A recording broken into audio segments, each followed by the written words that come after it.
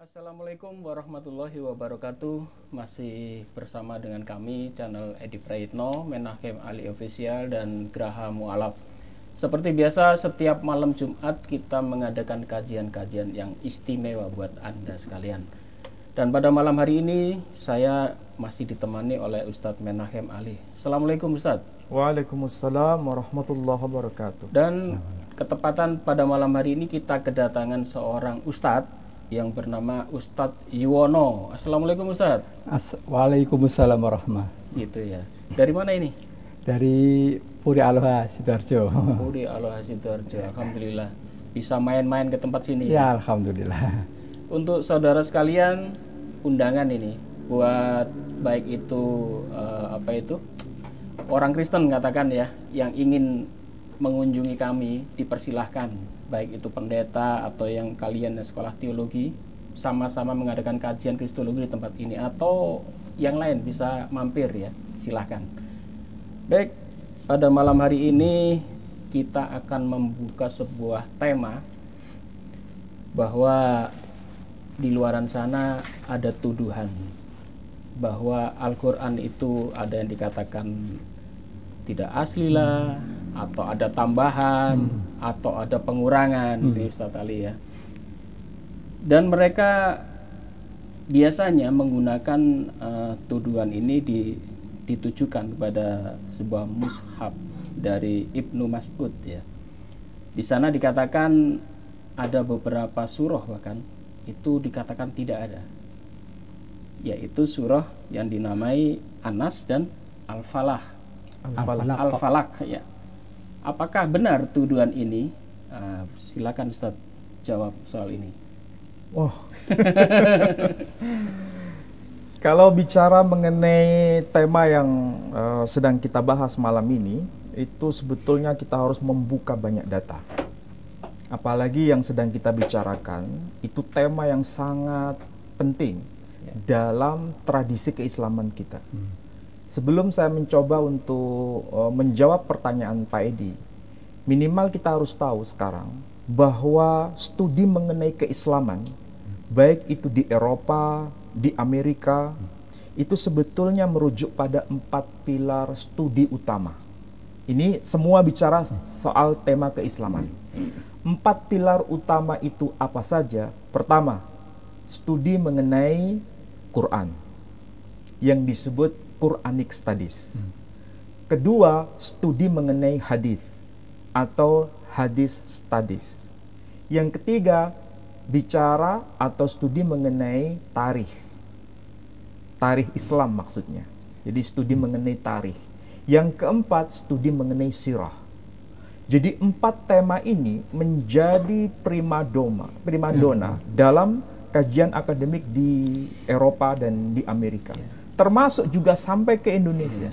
Nah, ketika bicara mengenai tema pilar utama, yakni mengenai studi Quran atau Quranic Studies, salah satunya adalah bicara mengenai Quran itu asli atau sudah berubah dalam rentang zaman sekian abad.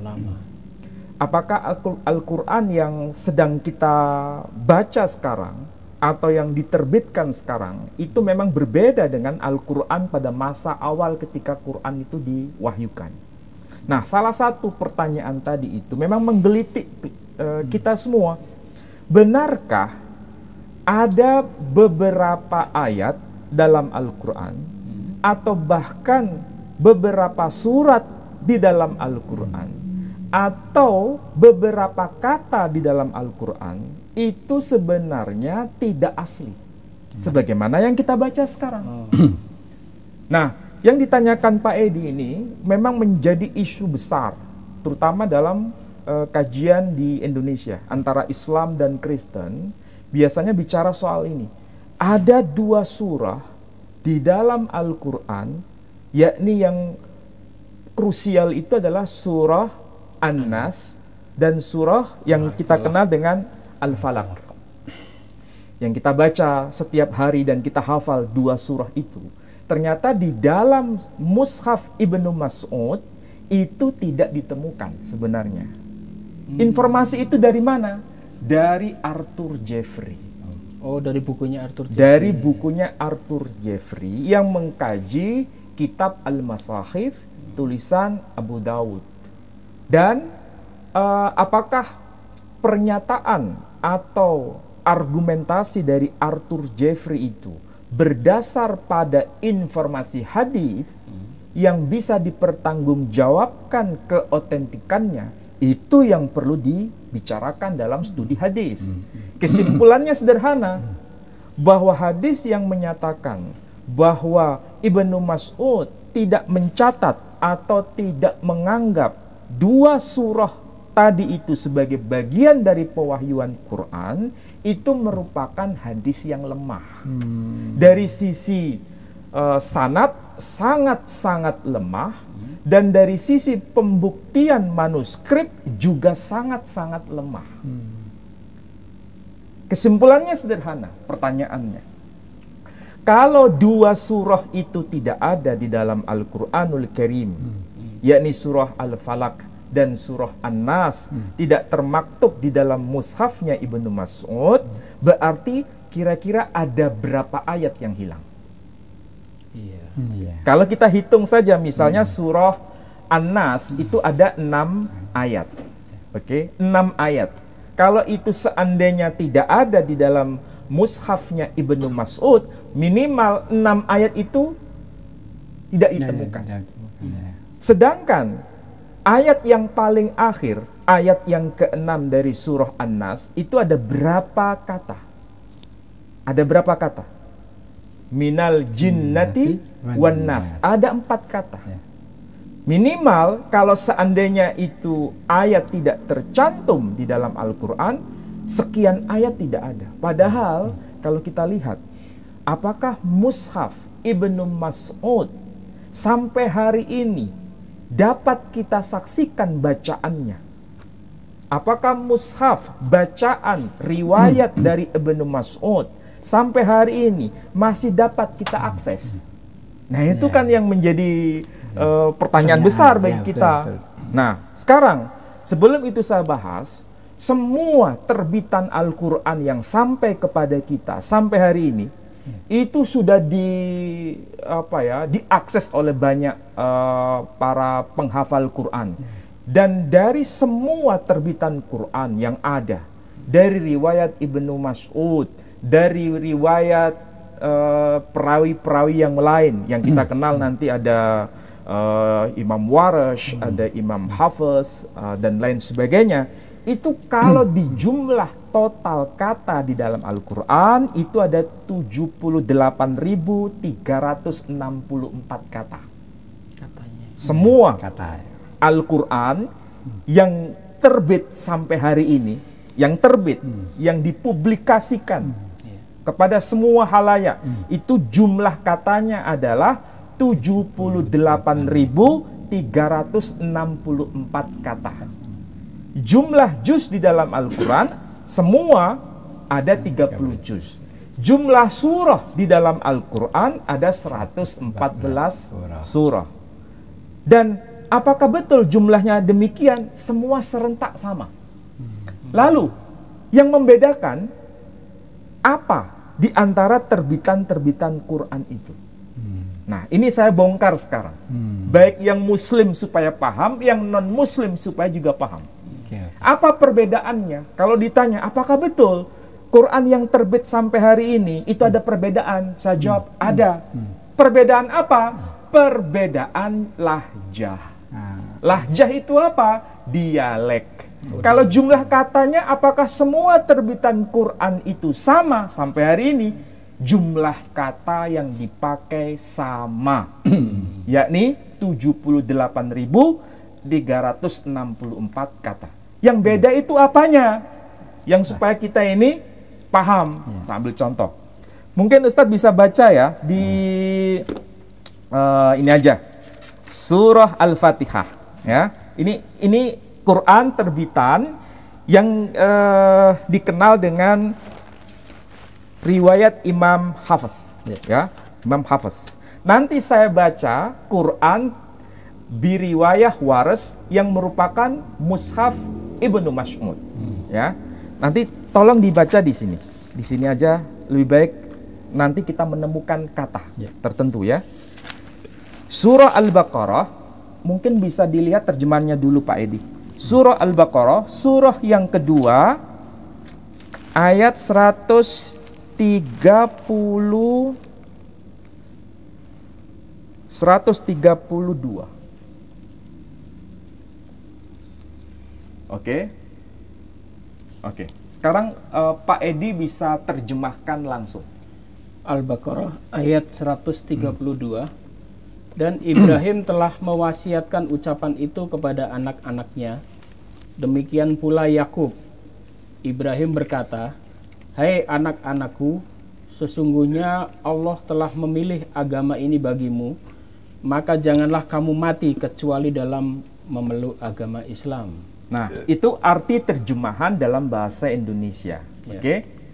Kalau kita cross check bahasa aslinya, karena Quran kan diturunkan dalam versi bahasa Arab, bukan bahasa Indonesia, bukan bahasa Jawa, tapi bahasa Arab. Kalau yang kita kenal, terbitan Quran yang kita kenal itu biriwayah Hafs. Kalau di versi bahasa Arabnya, mungkin Ustadz bisa baca di sini. Ayat 132. 132. A'udzu billahi minasyaitonir rajim. A'udzu billahi minasyaitonir rajim. Wawassa biha Ibrahimu bani wa Ya'qubu ya bani inna Allah astafa lakumuddin fala tamutunna illa wa antum muslimun. Oke, beliau baca tadi seperti itu, ya. Di awal ayat tadi ada kata yang berbunyi wa wassa biha Ibrahimu. Oke? Wa wassa biha Ibrahimu. Ada kata wa wassa. Sedangkan ini adalah riwayat Imam Warsh yang merupakan satu bukti dari keabadian mushaf Ibnu Mas'ud. Dan itu dinyatakan sendiri oleh siapa itu? Arthur Jeffrey. Jadi Arthur Jeffrey seorang orientalis barat, bacaan Ibnu Mas'ud itu bukan wawassobiha. Bacaan wawassobiha itu bacaan yang keliru. Menurut penelitian dia, Ibnu Mas'ud mencatatnya bukan wawassobiha, tapi wa'ausobiha. Tapi sudah hilang bacaan itu katanya. Nah, betulkah bacaan itu hilang? Bacaan Ibnu Mas'ud itu hilang? Saya katakan tidak hilang, masih abadi sampai sekarang. Mana buktinya? Ini saya bawa. Ini ketika saya di Maroko, saya mengakses data yang betul-betul riwayat dari Mushaf Ibnu Mas'ud, dan di sini tertulis ayatnya berbunyi, Bismillahirrahmanirrahim, wa awsa biha Ibrahimu banihi wa Ya'qub ya bani innallaha astafa lakumuddina fala tamutunna illa wa antum muslimun. Di sini di awalnya tertulis wa awsa biha. Sedangkan yang dibaca Ustadz tadi wa wassa biha. Ya. Apakah bacaan dari Ibnu Mas'ud hilang? Masih ada. Masih ada. Buktinya, ya. Buktinya tertulis di sini, masih ada. Wa bunyinya beda ya. Ya, bunyinya beda. Tapi bedanya gimana, Pak? bedanya itu apa? Beda dalam ekspresi lahjah. Beda dalam hal ekspresi dialek. Jadi Nabi Shallallahu Alaihi Wasallam mengajarkan kepada para sahabatnya, boleh dibaca wa wassobiha, boleh dibaca wa awsobiha. Artinya sama. Dan artinya tidak ada perbedaan. Dalam konteks ini, apa yang dituduhkan oleh Arthur Jeffrey berkaitan dengan bahwa bacaan Ibnu Mas'ud yang beliau sendiri itu tidak sepakat dengan mushaf Utsmani, ternyata bacaan beliau masih ada sampai sekarang. Dan ini bagian dari mushaf Utsmani biriwayah dari Ibnu Mas'ud. Sampai hari ini masih ada. Dan kita boleh baca wawasobiha seperti yang dibaca di mushaf ini, boleh juga dibaca yang versi yang ada di sini wa'ausobiha. Dan lagi-lagi kalau di sini, kalau huruf fa titiknya di atas satu, oke? Kalau huruf qaf titiknya 2 di atas, ya. Kalau di sini ini beda. Memang beda. Tulisannya juga beda. Tulisannya beda, coba lihat. Tulisannya beda, stylenya beda, ekspresi meletakkan titik beda, oke?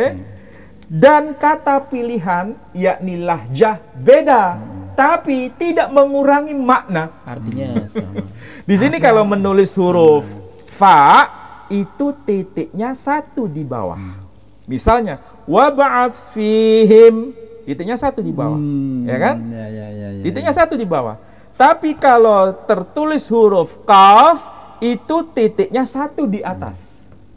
Jadi kalau orang nggak paham, di sini tertulis huruf qaf dengan titik 1 di atas, dibaca fa, keliru.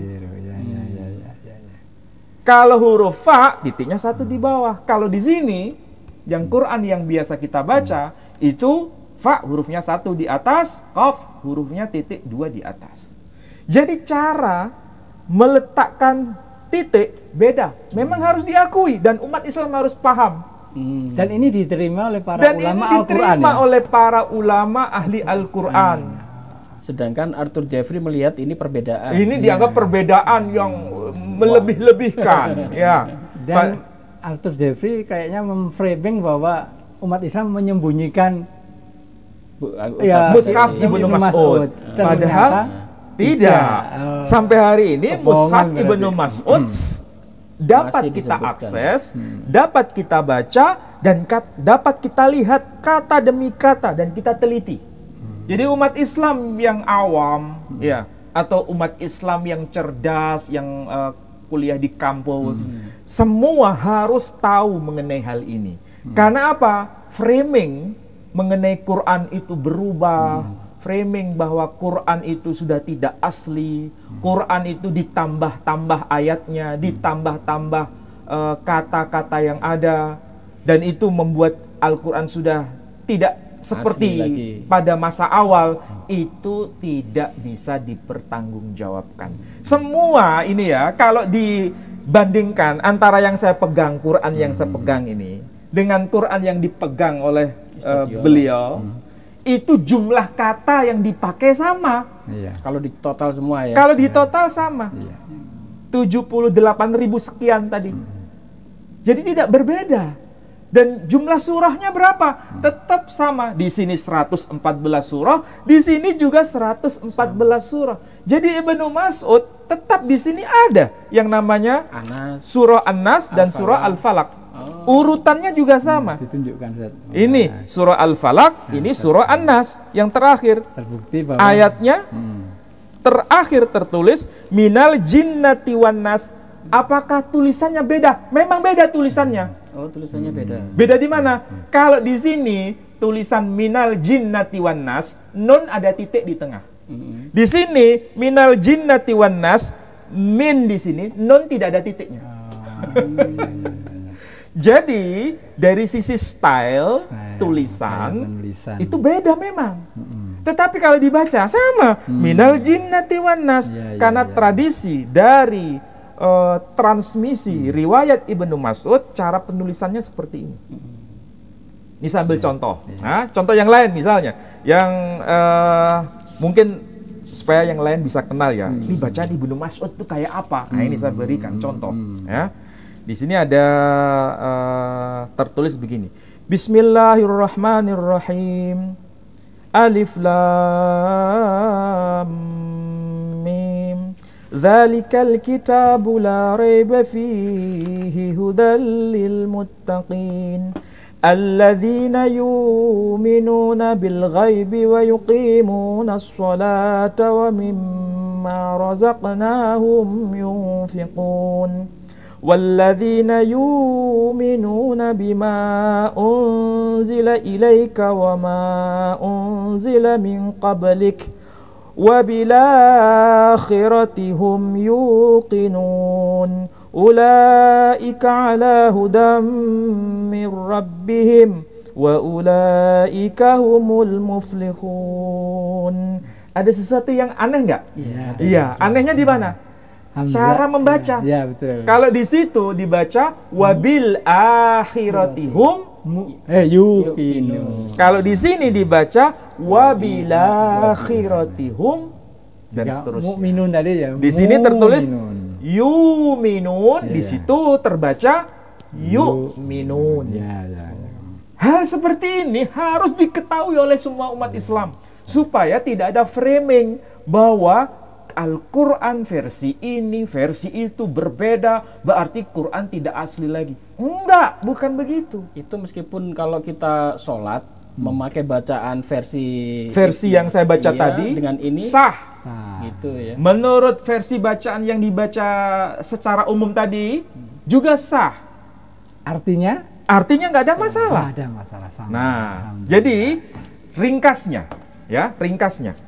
apa yang termaktub di dalam Mushaf Ibnu Mas'ud itu persis seperti yang termaktub dalam Mushaf Utsman ibn Affan, sama. Dan itulah kemudian dikenal dengan sebutan riwayah Imam Warsh yang berasal dari transmisi Ibnu Mas'ud. Oh iya, sebelum melanjutkan ke berikutnya.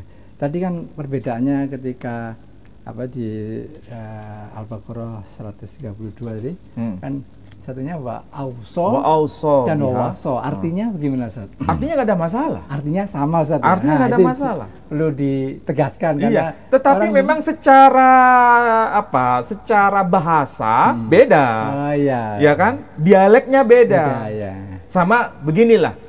Sama seperti antara kita orang Indonesia dengan orang Malaysia. Iya. Orang Malaysia menyebut perbezaan. Kita menyebutnya perbedaan. Iya, betul, Oke? iya. Nah, kemudian contoh yang lain, kita menyebut karena. Malaysia menyebut kerana. Iya. Contoh yang ketiga, misalnya orang Malaysia menyebut fakultas perubatan. Perubatan dari kata ubat, kita menyebut obat. Ini namanya dialek. Nah, sama seperti Quran biriwayah Waras menyebut wa ausobiha, sementara Hafiz menyebut wa wasobiha. Gak ada problem. Jadi secara jumlah kata tetap, yakni 78.364 kata seluruh Quran yang kita terbit. Nah, sekarang bagaimana dengan Alkitab Sebelah. yang diimani oleh saudara kita yang lain? Apakah punya kasus yang sama? Iya, punya kasus yang sama seperti yang kita miliki. Tapi samanya itu tidak sama persis. Samanya itu. Kalau kita lihat ya, Alkitab Perjanjian Baru itu jumlah katanya itu yang versi bahasa Yunani itu kalau dihitung secara secara kasar itu 138.020 kata. Jadi 138.020 kata. Itu Bahasa yang Yunani. versi bahasa Yunani. Tetapi varian-variannya, perbedaan-perbedaan di dalam Perjanjian Baru versi bahasa Yunani itu ada hitungannya, itu ada 400.000 kata, ada 500.000 kata, ada 750.000 kata. Selisihnya jauh sekali. Padahal kita tahu sendiri teksnya saja itu hanya 138.020 kata. Itu yang disepakati.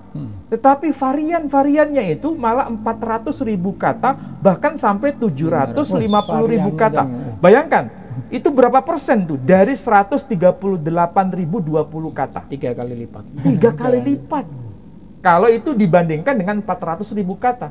Kalau misalnya 750.000 kata variannya, berapa lipat perbandingannya? 5 kali.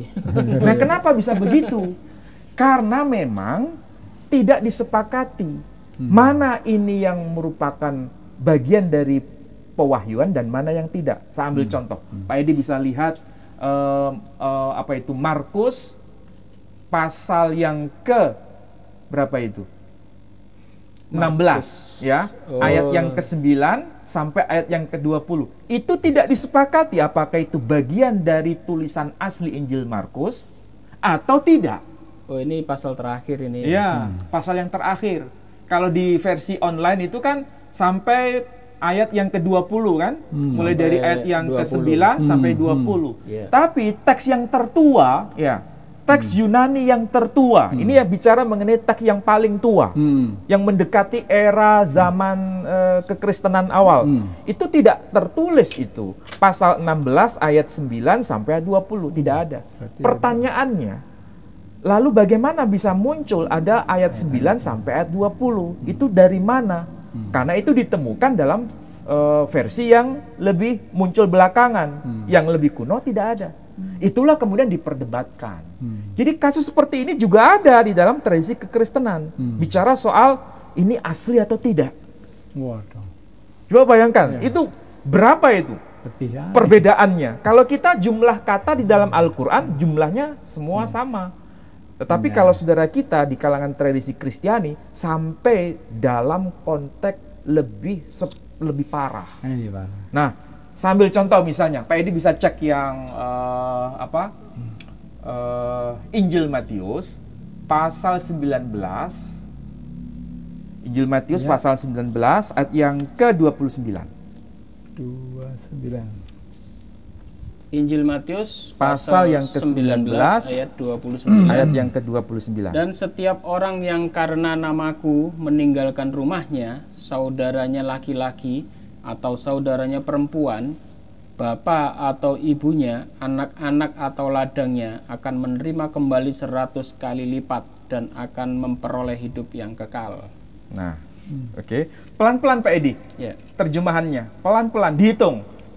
Dan setiap orang yang karena namaku meninggalkan rumahnya, saudaranya laki-laki. Meninggalkan rumahnya, satu. Ya. Kemudian saudaranya laki-laki. Saudaranya laki-laki, dua. Atau saudaranya perempuan. Tiga. Bapak atau empat, ibunya. Iya.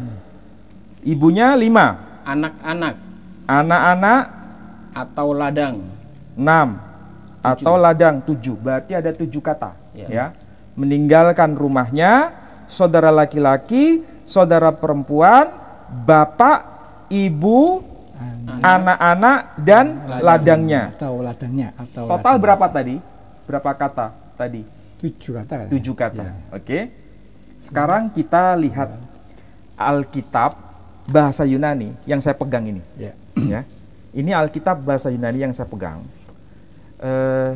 Ekaine Diatheke, the New Testament, the Greek text underlying the English Authorized Version tahun 1611, Trinitarian Bible Society. Ini yang diterbitkan sekarang. Di sini ada tertulis, teksnya bahasa Yunani tertulis demikian. Kai pasos apeken oikias, he adelpos, he adelpas, he patera, he matera, he gunaika, he tekna, he agros, dan seterusnya. Di sini yang pertama disebutkan ada kata apeken oikias, 1. Kemudian adelpos, 2. Ketiga adelpas. Keempat patera. Kelima matera. Keenam gunaika. Ketujuh teka. Kedelapan agros. Artinya? Ada 8. Artinya? Yang satu apa? Yang tidak ada di sini berarti. Berarti yang saya sebut bahasa Yunani di sini ada 8 kata. Di situ hanya tertulis berapa? 7 kata. 7 kata. Apa nggak salah terjemahan tuh? Coba diartikan satu-satu. Mulai depan balik. Ya. Nomor 1. Sekarang ya, coba perhatikan. kai pasos apeken oikias. Barang siapa yang meninggalkan aku karena apa? Tadi istilahnya Laki-laki. meninggalkan aku, Saudaranya. kehilangan rumahnya, ya. Adel pos, saudara laki-lakinya. Ya. Adel pas, saudara perempuannya. Pater, bapaknya. Matera, ibunya. Gunaika, istrinya. Tekna, anaknya. Agros, makanya ada istilah agrobisnis. Agros itu ladang. Jadi segala sesuatu yang berkaitan dengan produk tanaman. Agros, agrobisnis. Makanya dari bahasa Yunani itu, agros. Jadi ada 8 kata. Ada tambahan Pertanyaannya istrinya. itu salah terjemahan atau tidak? Iya, kurang. Hah? Kurang istri. Itu sebetulnya sudah benar, Pak Edi. Ya. 7 kata itu sudah benar. Bukan salah terjemahan. Mungkin orang berkata, oh itu hanya salah terjemahan saja. Kalau teks aslinya enggak begitu. Teks aslinya tetap 8. Ada yang berkata begitu, tapi tidak. Ini saya bawakan versi lain. Versi lain di sini. Sama Greek juga. Iya, Greek juga. Ini sama-sama Greek. Ini sama-sama terbitan yang dapat kita akses sampai hari ini. Cek tadi Matius pasal 19 ayat 29. Oke, di sini tertulis kata-kata yang jelas, sebentar. 19:29. Di sini Kaipas osti. Ini ada kata-kata oikias, adelpos, adelpas, patera, matera, tekna. Hanya langsung dari matera kemudian tekna. Kalau di sini dari kata matera, gunaika, tekna. Ada gunaika. Ada gunaika di sini. Di sini gunaika nggak ada. Pertanyaannya, sama atau beda di sini? Jelas beda. Yunaninya sama. Ada 1 kata yang tidak muncul. Gunaika tadi. Gunaika. Ya. Jadi gunaika itu istri. Di situ tidak muncul berdasarkan ini teks ini. Itu lebih tua mana ya? Ini bicara mengenai yang terbitan sekarang. Yang dipakai sekarang. Yang dipakai sekarang. Ini tidak bicara mengenai naskah-naskah yang kuno. Yang sekarang saja terjadi perbedaan. Kalau Quran tadi yang kita baca sama-sama terbitan sekarang, ada beda nggak? Jumlah katanya? Nggak ada beda. Hanya beda lahjah. Hanya beda lahjah. Kalau di sini perbedaan jumlah kata berbeda. Dan kalau kita lihat dari penjelasan tadi, ini sama-sama Yunani, ini juga Yunani. Tapi teksnya berbeda. Tidak sama seperti dalam kasusnya Al-Quran tadi ya. Jadi memang kita punya keunikan masing-masing. Ya, punya keunikan. Makanya di sini kalau yang kita lihat versi yang terjemahan, yang di situ terjemahan, di sini juga terjemahan, hasilnya beda karena teks yang Yunaninya yang dijadikan rujukan beda. Nah, coba ya. Coba sekarang kita lihat yang Injil Matius pasal berapa tadi? 19 ya. 19 ayat 29. Nah, di sini tertulis begini. 29 ya. Maka barang siapa yang sudah meninggalkan rumah, 1, atau saudara laki-laki, 2, atau saudara perempuan, 3, atau bapa, 4, atau ibu, 5, atau bini, 6, atau anak, 7, atau tanah, 8, dari sebab namaku. Oke, ada 8. Kalau di situ ada berapa? 7 kata. Karena yang dijadikan rujukan teks asli versi Yunani memang teksnya berbeda. Jadi kalau begitu kasusnya Quran dengan Alkitab sama atau beda? Jadi kita di sini malah nggak memasalahkan dia pakai atau atawa, tapi justru katanya ada satu kata yang hilang. Jadi pertanyaannya itu hilang atau ditambahkan? Itu diantara para ahli biblikal, ahli Alkitab itu berdebat. Sedangkan dalam kasus Al-Quran, perbedaan cara membunyikan itu tidak menjadi sebab perpecahan di antara kaum muslim, karena jumlah kata yang tersebar di dalam cetakan-cetakan Al-Quran itu disepakati jumlahnya sama Dan maknanya sama. dan maknanya tidak ada problem. Itu seperti ini berarti satu varian. Itu baru satu. Karena tadi disebutkan ada 400.000 sampai 7 kali sampai varian. 750 varian. Karena apa? Karena memang teks bahasa Yunani itu kan salinannya ada sekitar 5.000 salinan. Dan manuskrip-manuskripnya itu satu dengan yang lain itu memang ada ketidaksinkronan jumlah kata. Bayangkan jumlah katanya tadi berapa? 100 sekian ribu kata. 138.000. 138.020 kata. Itu yang baru disepakati dalam arti secara global. Tapi perbedaannya variannya itu ada 400.000 kata. Nah, kalau Quran kita sudah jelaskan tadi, ternyata jumlah katanya sama, persis sama. Misal contoh dalam Al-Quran itu ada ayat dalam Al-Quran itu surah Ali Imran ayat 59. Coba cek Pak Edi. Ali Imran ayat 59. Surah ketiga. 150. Ayat 59. Ayat 59. 59. Oke. Baik itu versi yang saya bawa dari Maroko ini, ataupun versi yang terbitan Indonesia, ataupun versi terbitan Saudi, jumlah katanya sama. Inna mathala Isa indallahi kamathali Adam. Khalaqahu min turab, thumma qala lahu kun fayakun. Coba perhatikan itu.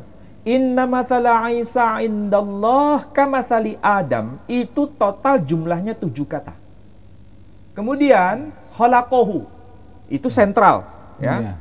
Kemudian setelah kata khalaqahu itu ada 7 kata lagi. Min turab, thumma qala lahu kun fayakun. 7 kata. Dari sini kemudian kenapa Al-Quran itu jumlah katanya tidak bisa ditambah dan jumlah katanya tidak bisa dikurang dan bisa dihafal, karena memang ada sistematika di situ. 7 kata sebelum kata khalaqahu, 7 kata setelah kata khalaqahu, yang dibandingkan adalah 2 nama. Yakni nama apa? Nama Adam dan nama Isa. Kalau itu di total 2 nama itu jumlahnya ada 7 huruf. 7 huruf. 7 huruf. Isa 4 huruf, Adam 3 huruf. Total itu jumlahnya 7 huruf.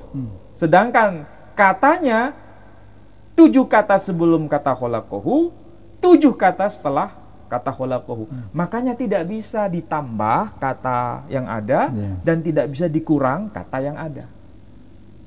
Menarik, ya? Menarik. Quran itu menarik. Karena apa? Bahasa aslinya sudah disepakati, yakni bahasa Arab. Tapi kalau perjanjian baru, kitab perjanjian baru, bahasa aslinya disepakati bahasa Yunani atau tidak? Tidak. Nggak disepakati. Ada yang mengatakan bahasa Yunani itu yang asli. Ada yang mengatakan bahasa Suryani atau bahasa Siriak itu yang asli. Makanya disebut teks Peshitta. Bahasa yang asli disebut Yunani saja, perbedaannya itu sampai 400.000 varian. Bahkan menghitung ada sampai 750.000 varian. Dari jumlah kata yang seharusnya cuma 138.020 kata. Itu maksudnya itu dari seluruh cetakan yang ada gitu ya? Ya otomatis karena cetakannya saja berbeda Pak. Ini antara yang versi yang ini dengan yang ini beda. Ini terbitan UBS. Versi yang dikenal di kalangan tradisi Protestan. Itu diteliti semua kitab. Iya, sedangkan ini gitu, versi dari Bizantium, teks Bizantium dari kalangan Ortodok. Itu berbeda dengan versi yang Protestan. Belum lagi nanti jumlah kitab. Kalau saudara Katolik sama Protestan beda. Pak Edi pernah ingat pembahasan kita, versi Katolik dengan Protestan saja kalau di jumlah total kata ya pasti beda. Beda jauh. Karena apa? Di Katolik ada pengakuan kitab Yudit sebagai wahyu, kitab Makabe 1 sebagai wahyu, kitab Makabe 2 sebagai wahyu, kitab baru sebagai wahyu, kitab Yesus bin Sirah sebagai wahyu. Ini semua tidak diakui di kalangan Protestan. Otomatis berapa jumlah kitab? 5 kitab. Berapa jumlah kata? Otomatis berkurang sekian ribu kata. Belum lagi dengan ortodok juga. Belum lagi dengan ortodok. Makanya dalam tradisi Islam, meskipun ada upaya untuk memframing bahwa Quran itu berbeda satu dengan yang lain, itu hanya beda dengan apa? Soal gaya tulisan. Ini gaya tulisannya memang beda. Dan lahjah. Ya, dan lahjah. Tapi jumlah kata tetap sama. Ya. Alhamdulillah. Alhamdulillah. Mudah-mudahan penjelasan saya bisa dipahami. Subhanallah. Mungkin ada yang mau ditambahkan dari keterangan Ustadz Ali. Jadi bahwa kalau Al-Quran ya, perbedaan-perbedaan itu memang diajarkan oleh Rasulullah. Iya, memang ada perbedaan. Jadi yang saya dapatkan juga di Al-Quran itu diajarkan dengan 7 bacaan atau 7 qiraah. 7 qiraah. Perbedaan pembacaan memang diajarkan Rasulullah, dan itu dibenarkan oleh para ulama, tidak diselisih. Berbeda dengan kitab yang saudara kita yang lain itu, mereka berselisih tentang mana kitab yang sebenarnya gitu.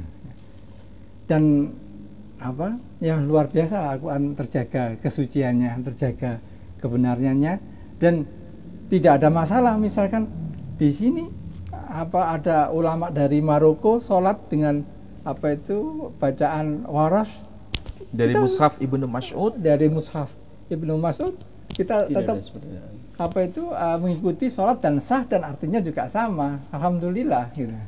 Itulah makanya kalau ada ada yang mengatakan begini, Al-Quran itu bisa dihafal. Ada lomba. Iya, betul. Kalau katakan ada lomba semacam itu diterapkan di Alkitab, pasti mereka bingung gitu. Mana? Mau pakai yang mana? Betul. Ya, memang tidak perlu dilombakan, Pak Edi, karena itu bukan bagian dari tradisi. Iya. Kalau kita kan ada tradisi. Ada. Karena memang Al-Quran itu memang disepakati jumlah katanya, ya memang sama, nggak ada yang nambah atau yang mengurang. Ada lomba di seluruh dunia pun, perwakilan beberapa negara membaca Al-Quran, tidak ada perbedaan. Iya. Ya, itu luar biasanya Al-Quran. Ya. Kembali ke Injil tadi, Ustaz Ali, menarik itu yaitu Injil Markus ya. Bahwasanya ada tuduhan bahwa Injil Markus itu sebetulnya berhenti di ayat 8. Ayat 9 sampai ayat 20 itu tidak ditemukan ya di kitab tertua. Dan di situ ada ayat yang mengatakan menguji suatu iman seseorang. Kalau kamu beriman, kamu pasti bisa melakukan itu. Contohnya minum racun, tidak bisa mati, digigit ular. Karena itu ayat, apakah karena itu ayat tambahan sehingga sampai hari ini itu tidak ada yang bisa mempraktekkan ayat itu? Bagaimana Ustaz? Nah, kalau soal itu jangan tanya ke saya, Pak Edi. Yang tanya kepada yang bersangkutan. Tapi yang jelas di antara para ahli Bible itu memang membuktikan, bukan tuduhan, memang membuktikan bahwa manuskrip yang tertua, ini bicara manuskrip yang mendekati zaman-zaman awal kekristenan, itu Injil Markus hanya berhenti pada ayat 8. Ayat 8 dari pasal 16. Pasal 16 Injil Markus berhenti di ayat 8. Ayat 9, 10 sampai ayat yang ke-20 itu memang tidak ada. Padahal di sana itu ada seruhan beritakan Injil. Berarti itu juga tambahan ya. itu kita tidak bisa menjawab ya. Jadi intinya itu bukan tuduhan dari kalangan Muslim sebetulnya. Itu sudah menjadi bahan penelitian, riset mengenai the original word, kata-kata yang asli yang ditulis oleh Markus itu apakah sampai pada ayat yang ke-20 atau hanya berhenti pada ayat yang ke-8. Faktanya dokumen tertua hanya berhenti pada ayat yang ke-8. Saya pernah lihat perdebatan pendeta Budi Asali itu. Dia menolak bahwa itu adalah bagian dari Injil. Oh gitu. Waktu dengan Ustadz Mas'ud. Nah, dia menolak bahwa itu bagian dari Ya, Injil. dia menolak itu kan mesti ada dasar. Nah, ya makanya itu. Karena ada beberapa para ahli yang memang mengkaji itu dari sisi kajian filologis, manuskrip yang tertua, itu memang nggak ada. Nah, ya, makanya dia menolak bahwa itu bagian dari Injil. Jadi ketika disampaikan oleh Ustadz Mas'ud, Pak, tolong buktikan Minum ini. racun. Nah, itu. Oh, itu bukan bagian dari Injil itu. Terus ada bagian dari mana itu ya? Nah, itu tambahan. Dia menyatakan bahwa dia itu tambahan. mengakui tambahan. Tambahan. Biasanya kalau di dalam Pendeta Budi Asali ya. kalau terbitan Lembaga Alkitab Indonesia ya, versi Jakarta, itu kalau ayat itu masih diragukan, ini bukan berasal dari teks aslinya, itu diberi tanda kurung. Iya. Itu menandakan bahwa ini menjadi ayat yang diperdebatkan keasliannya. Nah itu ada. Kalau dilihat yang versi LAI itu tertulis demikian. Seperti paham Trinitas itu kan ada Ya, kurung. misalnya 1 Yohanes pasal berapa itu ya?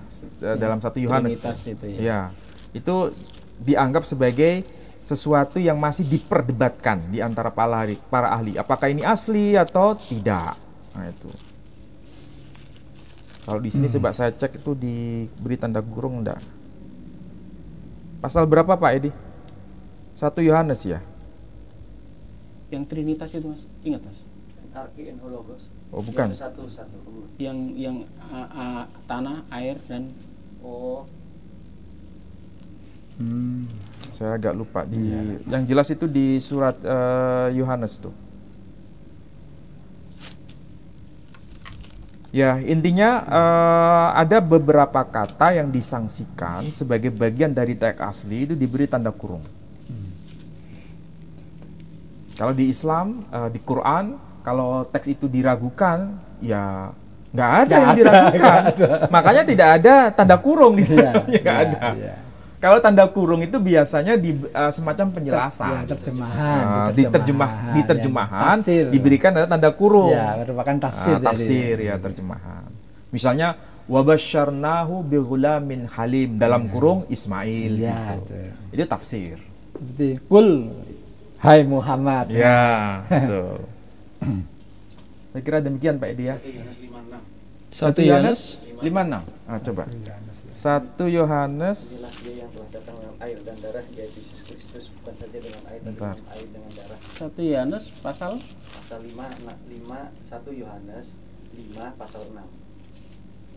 5 1 pasal 6. Yohanes 5 ayat 6. Ayat 6 dah. 1 Yohanes 5 Ayat 6. Oh ya betul, di sini Ayat kalau 6. di 1 Yohanes, maksudnya surat Yohanes yang pertama, pasal yang kelima, ayat yang ketujuh, Oh, ada tanda kurung iya, di ada sini. tanda kurung. Sebab ada 3 yang memberi kesaksian. Kurung buka di dalam surga, Bapa, Firman, dan Roh Kudus. Dan ketiganya adalah satu. Ayat yang ke-8. Dan ada 3 yang memberi kesaksian di bumi. Tutup kurung. Iya. Yakni roh dan air dan darah. Jadi yang di dalam kurung, kata-kata yang di dalam kurung ini Bukan adalah bagian. ayat yang diperdebatkan. Ini asli atau Aslinya tidak tidak. ada itu ya. Kalau dalam Al-Quran enggak? Padahal ini ayat yang sangat fundamental ya, Iya, yang dipakai dasar mereka untuk Trinitas biasanya di situ. Kalau di dalam kurung itu dihilangkan, berarti Bapa, Firman, dan Roh Kudus itu tidak ada, tetapi yang aslinya adalah roh, air, dan darah. Iya. Betul. Wah, Ya memang sekali lagi antara Islam dan Kristen itu memiliki kekhasan masing-masing berdasarkan kitab suci yang mereka imani. diimani dan sekaligus dikaji. Memang ada perbedaan, masing-masing ada perbedaan. Islam mengenal Quran itu ada perbedaan, tapi perbedaan dalam hal lahjah. Jumlah kata tetap sama, jumlah yang diterbitkan, jumlah katanya sama, 78.364 kata. Sedangkan kalau di versi Kristen, jumlah katanya tidak disepakati. iya, sampai Jumlah katanya. variannya segitu Variannya ada banyak. 750.000 kata. Baiklah, saudara-saudaraku sekalian, menarik di sini ya. Kita sudah membandingkan ini karena ini kajian lintas iman, jadi kita perbandingan karena ini sekaligus menjawab dari tuduhan dari Arthur Jeffrey. Karena Arthur Jeffrey ini beragama sebelah, maka kita bandingkan dengan kitab sucinya Arthur Jeffrey juga akhirnya biar imbang kan.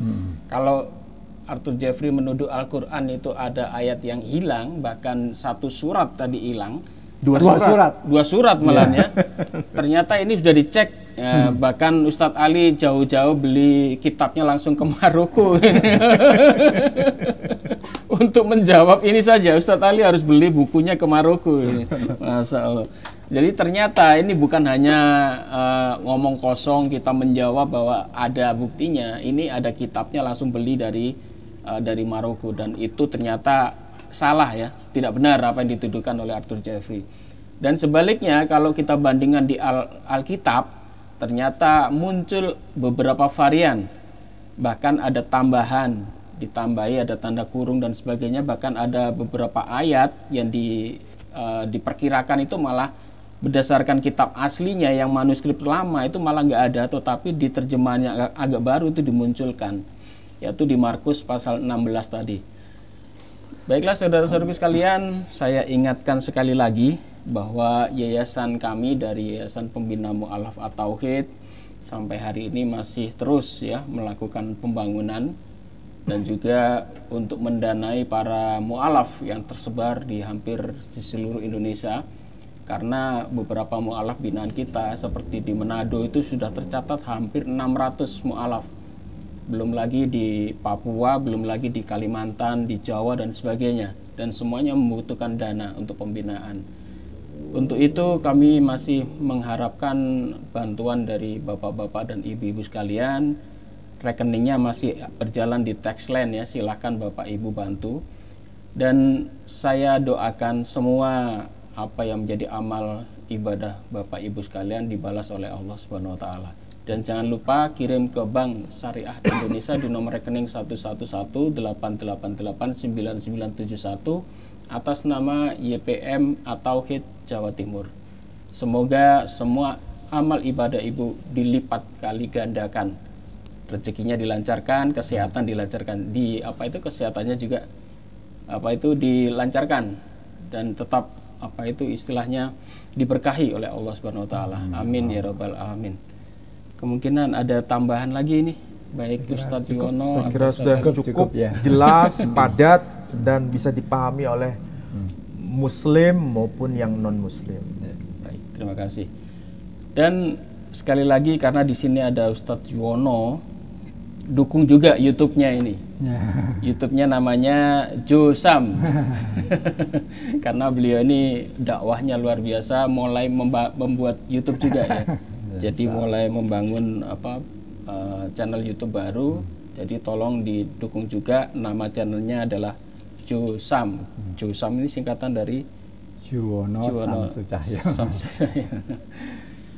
Demikian saudara-saudaraku sekalian, kajian pada malam hari ini, dan sekali lagi kita sekali lagi tolong selalu pantengin ya channel-channel kita, baik itu channel Geraha Mu'alaf, Menahem Ali Official, Edi Praetno dan Ustadz Yuwono. Semoga ini ada manfaatnya bagi umat. Demikian, mohon maaf jika ada salah kata. Wabillahi taufik wal hidayah. Wassalamualaikum warahmatullahi wabarakatuh. Waalaikumsalam warahmatullahi wabarakatuh.